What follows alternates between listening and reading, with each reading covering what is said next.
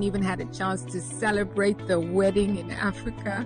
We haven't an opportunity to meet the kids, and so a lot of us are really looking forward to the opportunity to do so when the time comes. We have Netflix here filming the match. How exciting is that for the charity? It's great platform and profile. The Netflix brand is globally recognized, and any opportunity to tell the story of Sindivale in the context of a global brand such as Netflix is obviously exciting for us.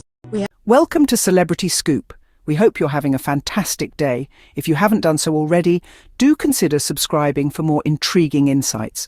Today, we're diving into the murky world of royal commentators and their influence on public opinion. Royal commentators, in essence, are the interpreters of the regal world to the general public. They can shape how we perceive royal figures, their actions, and the events that unfold within the palace walls. They can sway public sentiment, painting pictures of heroes or villains with their words. But what happens when the paintbrushes of these narrators start to change colour? That's what we're exploring today, as we turn our spotlight onto Sophie Chandauka. Sophie Chandauka, a name that, until recently, was synonymous with the defence of Harry and Meghan. She stood as a bulwark against the UK press's relentless attacks on the couple, calling out bias, double standards, and outright lies.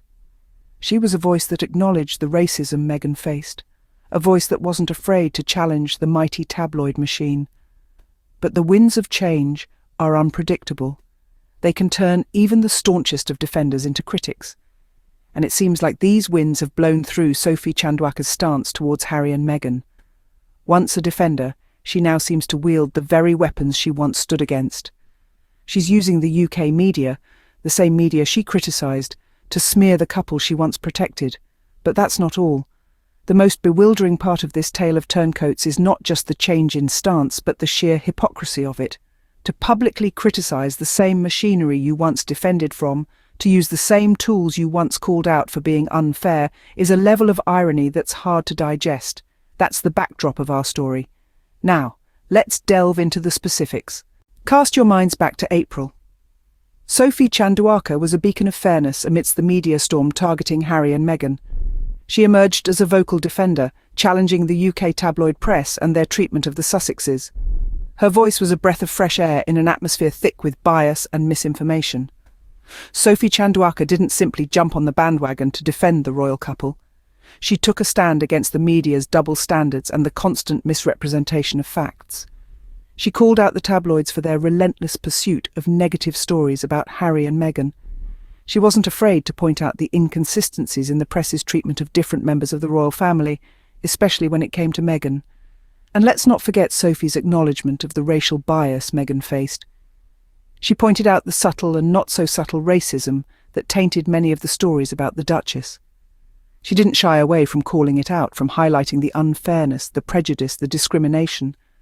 Sophie Chandauka was a defender, an advocate, a voice that echoed amidst the cacophony of negative press. She stood up for Harry and Meghan when many others remained silent, or worse, joined in the chorus of criticism. Her stance was a powerful one, a stance of fairness, of truth, of courage. But as we've seen so often, times change, and people change, and so it was with Sophie Chandauka. The defender, the advocate, the voice of reason, started to shift. She began to use the very same media she once criticised to question the actions and choices of Harry and Meghan. It was a change that left many surprised and confused. She was a strong advocate, a defender, but as they say, times change. Fast forward to today, and we see a different Sophie Chandauka. The Sophie we knew, the one who stood up for what she believed in, seems to have taken a back seat. In her recent media appearances, Sophie has made a complete about-turn, and it's hard to ignore the change in tune. In the past few months, Sophie has been appearing on numerous talk shows and interviews, painting a very different picture of Harry and Meghan. She's been quoted saying things like, "I believe Meghan and Harry have lost touch with reality, and they're living in a bubble, unaware of the real world." These are starkly different from the sentiments she expressed just a year ago. Sophie, who once lauded Harry and Meghan for their courage and resilience, now seems to be questioning their actions and decisions. In one of her interviews, she even went as far as to say, "I think they're playing the victim card too much. It's high time they took responsibility for their actions." This is the same Sophie who once championed their cause, who stood up against the media onslaught they faced. In another interview, she expressed her disappointment with the way the couple has handled their royal exit, saying, "Harry and Meghan had the potential to effect real change, but they seem more interested in personal gain than public service."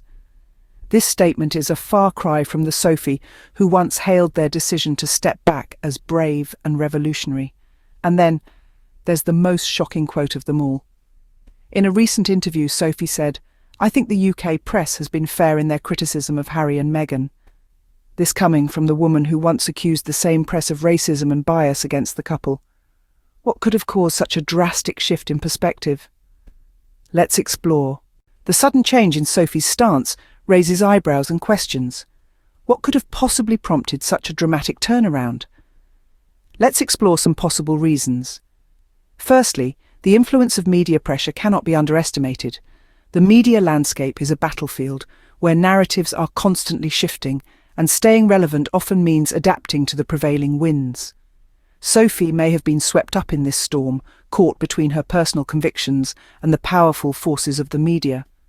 Secondly, public opinion is a potent factor. While it's true that Harry and Meghan have a substantial global fan base, it's also undeniable that there's a large segment of the public that remains critical of them. Could Sophie have been influenced by this public sentiment? Let's not forget the nature of the royal commentator business. It's a cutthroat world where any hint of bias can be career-ending. Sophie's change in stance could simply be a strategic move, ensuring her continued relevance and survival in this unforgiving industry. There are also personal factors to consider. Perhaps Sophie's personal perception of Harry and Meghan has changed over time. It's not uncommon for individuals to reassess their opinions as they gain more information and perspective. Lastly, it's worth considering the prospect of external pressure. Sophie's shift could be a result of behind-the-scenes manoeuvring by unseen hands. After all, the world of royal commentary isn't always as transparent as it seems. In conclusion, the reasons for Sophie's change in stance can be manifold, from media pressure, public opinion, career considerations, personal perception shifts to external influences. It's a complex web that's not easy to untangle. Whatever the reason, the impact is clear. The implications of Sophie's change in stance are far-reaching. Indeed, this shift has sent ripples through public opinion. It's as if a veil has been lifted, revealing a new perspective on the royal couple. Sophie's about-face from defender to critic has thrown a wrench into the narrative we've all been fed. Suddenly, the picture isn't as black and white as it seemed. This change has undoubtedly influenced the public's perception of Harry and Meghan. Once seen as victims of an unforgiving media onslaught, they now face scrutiny from a previously staunch ally. This new criticism has added another layer to their already complex public image, further intensifying the public's fascination and speculation. Moreover, Sophie's shift has highlighted the fickle nature of media narratives. The same voice that once rallied against the biased UK press is now using that very platform to present a different narrative. It's a potent reminder of the media's power to shape, shift, and manipulate public opinion, often at the whim of those who hold the mic. It's important to remember, though, that the media's portrayal is just one side of the story. Harry and Meghan, like any of us, have their own truths, which may or may not align with what's being broadcasted. It's a classic tale of the media's power to shape narratives, but that's a discussion for another day. Before we wrap up, let's remember the core of the issue. We've unveiled the hypocrisy of royal commentators, spotlighted Sophie Chandauka's dramatic shift from defender to critic, and questioned the motives behind this change.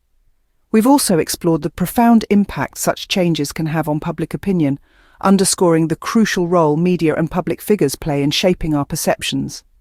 And with that, we've reached the end of today's episode.